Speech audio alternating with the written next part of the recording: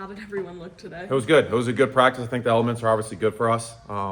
It's good to, have some adversity and be able to deal with it, but I thought they came out ready to roll. There's a lot of energy, which you can feel it. You can feel the energy. You can feel the excitement that they're ready to play. And obviously the rain probably isn't going to be here on Friday, but it is going to be cold with the night game. How do you kind of prepare for those temperatures when it's been a relatively warm season? Yeah, well, I think today was a great example of it. It was a little cold, right? And then the rain obviously makes it a lot colder. So being able to practice in this type of weather, I think that's huge. And then we do practice in the mornings, which I think helps because it is a little colder. But at the same time, right, we just got to be ready to play, right? They're going to have the same type of elements as us, right? There's going to be an even playing field from that standpoint. Talk about Troy a little bit and what you've noticed from them. Yeah, for starters, I think it's a very good defense. They have not let up a lot of points, right, by games. I think you look at their red zone defense, you look at just their cut up of how many plays they have inside the 10-yard line. It is not a lot of clips. And I think that's where it starts. They do a really good job on first and second down and getting teams into third down. You look at the 3rd and 10+ plays, you look at the 3rd and 6 and up plays, there's a lot of plays in those cut-ups, right? And that just says that they're doing a really good job on first and second down. And I think their red zone defense is very, very good.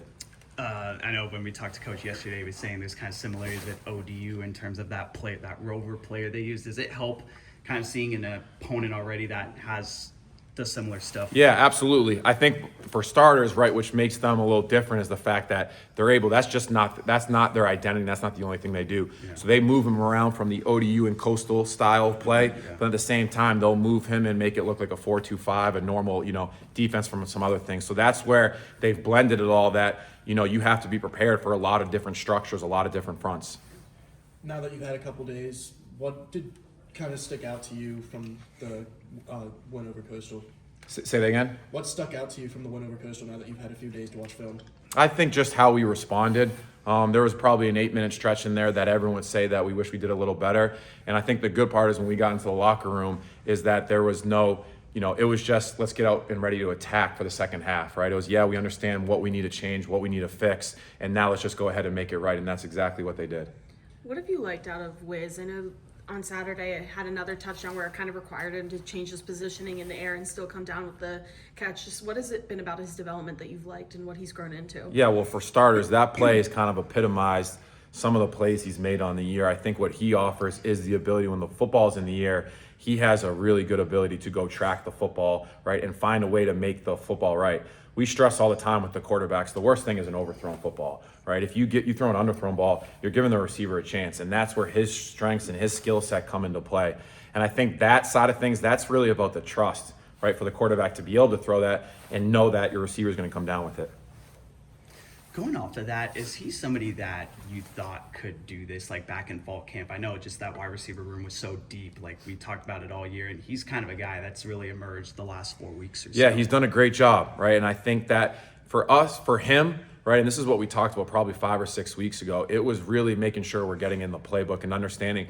And we've moved him around a lot recently, and that's credit to him to be able to play multiple positions, whether it be the slot, the outside, right, whatever we do with him, certain motions that we do with him, that's more about his ability to understand the playbook, and then from the confidence of him, right, and everybody else to know that he's always going to be in the right spot. What do you think it says about Joby to be able to step up the last few weeks like he has amidst some injuries in the running back room? I think it speaks volume just in terms of the mental strength that he has. I'm sure, he's wanting to take every snap just like everyone does, and he hasn't. But when he does get in there, he produces.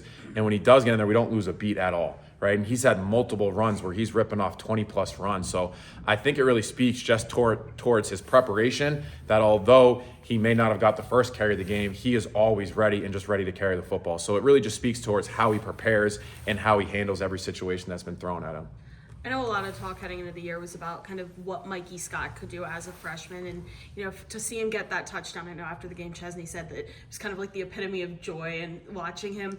What have you seen out of him kind of throughout this year that has allowed him to get into the end zone as a true freshman? I think just the growth, right? It's really hard to play this game as a true freshman.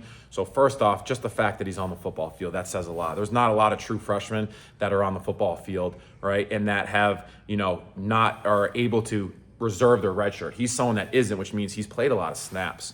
So I think for first things that he's doing something that not a lot of people do. And then I agree with what Coach Ches said, like the joy on his face, right? It was very well deserving for him to get a touchdown pass because I think he flat out just deserved it, right? He works extremely hard. And what I love most about him is when you look at practice and you can look at his speed times. His speed does not change from practice to games. And it shows you that he is practicing as hard as humanly possible. And then for you with the Sun Belt Championship game, how exciting is it to have this one at home for the first time for this program? Yeah, I mean, there's a lot. Everybody's really excited. I think this place is going to be rocking. It's rocking every game. So we're super excited for that side of things, and to be able to host the first playoff game and have a chance to win it for JMU. I think it's going to be amazing for everything, for the program, for the school, for the city, for the town, everything. Kind of what I asked Coach Kennedy too, a nice cold day with some rain. How much does practicing in this kind of set you guys up to maybe be a little bit more prepared for the weather come Friday night when it's nice and chilly? Yeah, I mean, I don't even realize the temperature when I'm out there, to be honest. We're so focused on, the next snap and what we got to do to put ourselves in the best situation to win this game on Friday. So, I guess that's what it's for, right? It keeps us from overthinking it too much. But at the end of the day, it doesn't matter what the temperature is or what the distractions are going on. Just focus on the next play and do the best thing we can do. How did they look out there today? Good. I mean, we're in a good spot, right? We've had a lot of success as from a big picture as the season goes, but at the end of the day, man, everything's in front of us. All the things we've worked for are sitting right in front of us, and we got to make sure we go take it. Talk a little bit about Troy and what you've noticed from them so far.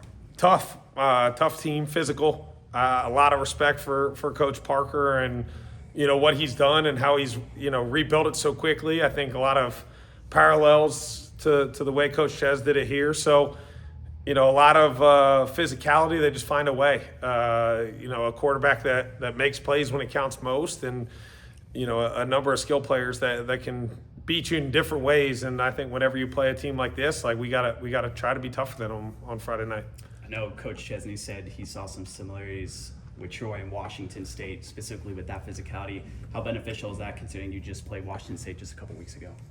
Yeah, I mean, they're different. They're definitely similar, I guess, in mentalities of just they're going to be a tough physical team, probably made it to this game because of their willingness to continue to fight and play 60 minutes hard. And I think they won 2 overtime games in the league. And, it takes a lot to get to this point. To be here, you got to be tough and you got to continue to fight and fight through adversity and the hard times. They obviously played half their season without a quarterback or without the starting quarterback. Obviously, the other kid's talented too.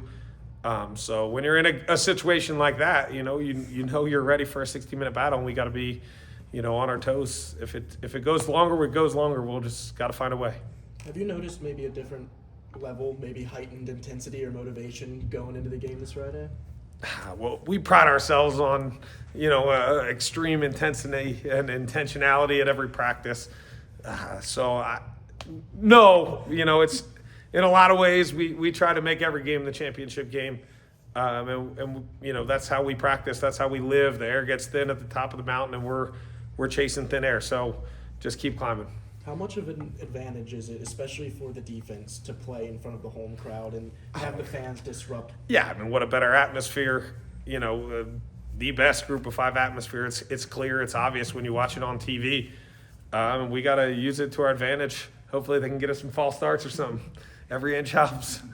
I know from talking to you so far this year that you notice the small things in those games that you need to improve on, but when you're looking at a weekend that you guys just had against Coastal Carolina where they finished with -5 rushing yards, how proud were you of the defensive effort, especially in the second half after Coastal was able to get some points on the board in the second quarter? I mean, it was a long time ago. Honestly, we're so far ahead into, it's Tuesday, but it was a Wednesday preparation for Troy, and we're so focused going forward. I mean, obviously, my memories of that game are a little bit blurry at this point, but they made some plays early, especially in that second quarter, that we would love to have back. We got to, have better eye discipline and make sure we cover the trick play and stuff like that. But I think the guys showed up in a week that was tough with Thanksgiving week and, a game that maybe, some people could argue doesn't matter. I think our guys took that personally and showed up and played with the physicality, and we were willing to grind for 60 minutes, and we needed it because in the second half, that's when we really pulled away. Cool.